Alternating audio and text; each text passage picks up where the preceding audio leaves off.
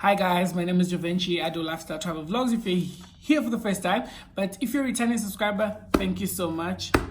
Mungu akubariki. And without further ado, let's dive in straight to the video.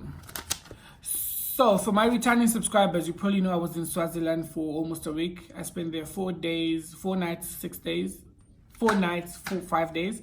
And for my new subscribers, I'm letting you know now that I was in Swaziland. So this video is going to be based on my experience in Swaziland. I'll give you all details you need to know before traveling to Swaziland. So this is like literally a travel guide for Swaziland.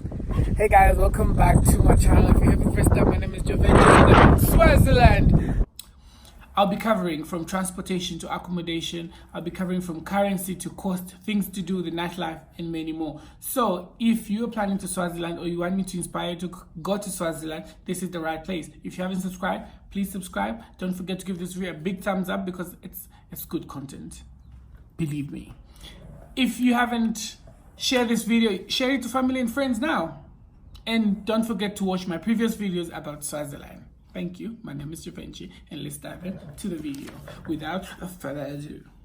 So the first thing I'm going to talk about is transportation. I'm going to covering how you get from Johannesburg to Swaziland and how you move in within Swaziland on going to different attraction areas and just exploring the city. So the first thing, you have 3 options on how to get to Swaziland. So you can either use a flight, which is going to cost you around 5,000 Rand. And it's gonna cost you. It's gonna take 55 minutes for you to get there, and it's gonna drop you at Manzini. So if you live in Mbabane, if your accommodation is in Mbabane, gonna have to drive for either 40 or 35 minutes or more. The other option is the shuttle services, which is the one I used. So the shuttle service is gonna pick you up in Santon or a Tambo, and it's gonna drive you through there to Mbabane. It's gonna take you 3 hours and 30 minutes or more, but with Transmagnific, time is crucial and you'll get there on time like they did with me. And I really advise to use Transmagnific. I'm going to leave the link in the description box so that you can book, and it costs 1,200 Rand both ways. I'm going to cross check and I'm going to put the currency there. The third option is using the taxis, meter taxis. These are the normal public buses, small minivans that go to Swaziland. You're going to have to get them at park stations. It's going to cost you 500 Rand for a round trip.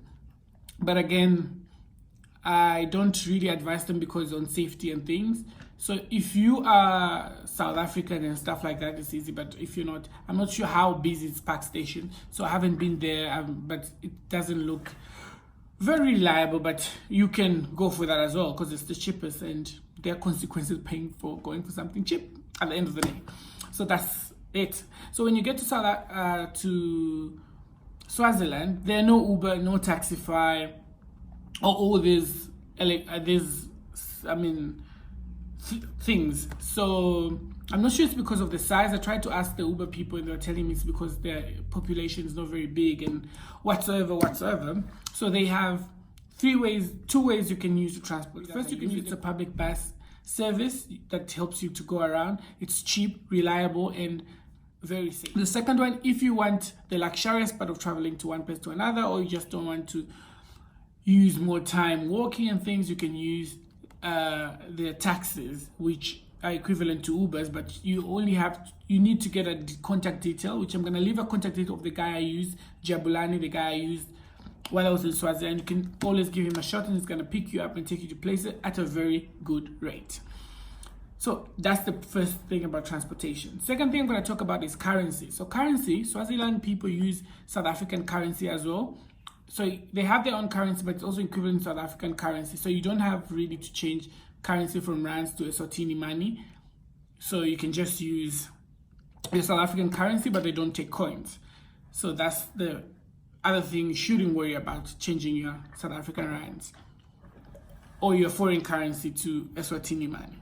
Then the third thing is I'm going to talk about is you need to get a SIM card, because unlike other countries that I've traveled to, Swaziland doesn't have high Wi-Fi access, so it doesn't have Wi-Fi in malls and things like that. So you really need to get your Wi-Fi right to get your SIM card so that you can have data when you're roaming around and stuff like that, but also airtime to call your driver if you're going to be using the meter taxi option.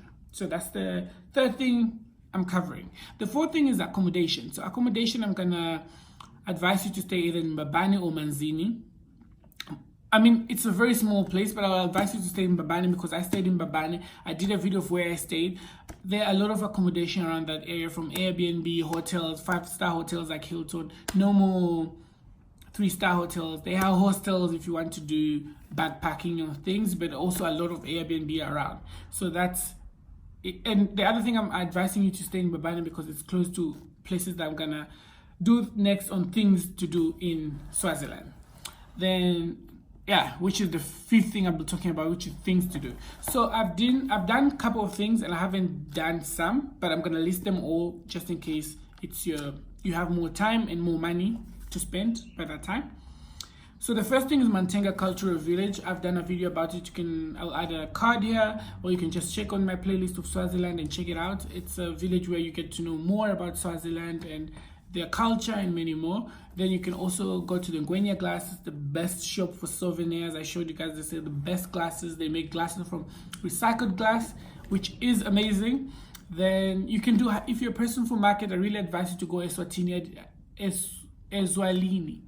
Eswatini market. I didn't manage to go, but I went to Mbabane market, which also put a card here. So you should also try that. It's amazing. It's totally amazing, guys. The markets, I love markets. Then you can also do hikes if you're a person for hikes. I did Sibebe Rock, which I didn't really enjoy, or I can't recommend at this point because it didn't have trails and things like that. It was very dusty, but you can go to Mlimwane or Fopo. I'll leave it here. Poponyane. So these are like hikes and game reserves and stuff like that. So these are my things to do, but also you can do zip lining to a website called Malopocha. I'll add it as well. I'll put his name here and put the link if you want to make booking for things like zip lining and adrenaline rush things. Then I don't know, I've lost count, but I'm gonna talk about food. So food, they do have fast foods like Nando's and other fast foods. So yeah, it's Nando's, right? Yeah. KFC, Kentucky Fried Chicken, and other like modern, like normal fast foods. So you can go for that for a cheap thing, but they also have street food, which I tried one day and I really like. They have a lot of like street, especially in Mbabane station. You'll see a lot of street food and small restaurants. You can eat from there, but they also have very nice restaurants as well. I cannot end this video without talking about the nightlife, and this is what I have to say about the nightlife. So with the nightlife, first, if you drink alcohol, I really advise you to try Sibebe. If you're 18 years and above, by the way, and try Sibebe beer. It's very nice and it just gives you a feel of Swaziland. So I tried that one, and yeah, it was nice. But again, I went to Albert Millions. This place is in Mbabane, and it was very nice. I went there on a Thursday night. It was cold, but it was cozy and it was very nice, and they had good playlists. Then on a Saturday, if not Saturday, I went to Solani's. Solani, it's a club and it's also amazing. So these are places for the nightlife I would recommend. I really wish I could get more time to experience the nightlife more and stuff like that, but again, it's amazing. Swaziland was beautiful. Would I recommend Swaziland? I really recommend Swaziland. It's cheap. It's affordable. I can say cheap as well. Safe. It's beautiful. It's just an amazing country. So they've changed their country name to Eswatini because I think of the controversy between Switzerland and Swaziland. So it's now called Eswatini. So to whoever I have offended for calling Eswatini Swaziland, I'm sorry, but I'm still getting used to the name as Eswatini. So thank you guys so much. Thank you very much. I hope this video is informative. Please subscribe to my channel. Don't forget to give this video a big thumbs up if you liked it. Comment what you think about Swaziland, if you're planning to go to Swaziland, and if my information I've provided was informative and helped you plan your trip to Swaziland. If you have any other questions about Swaziland, please leave them in the in the comment section below, and I'll be very delighted to answer them. Thank you guys so much. Till next time, my name is JOVENCHI. Bye-bye.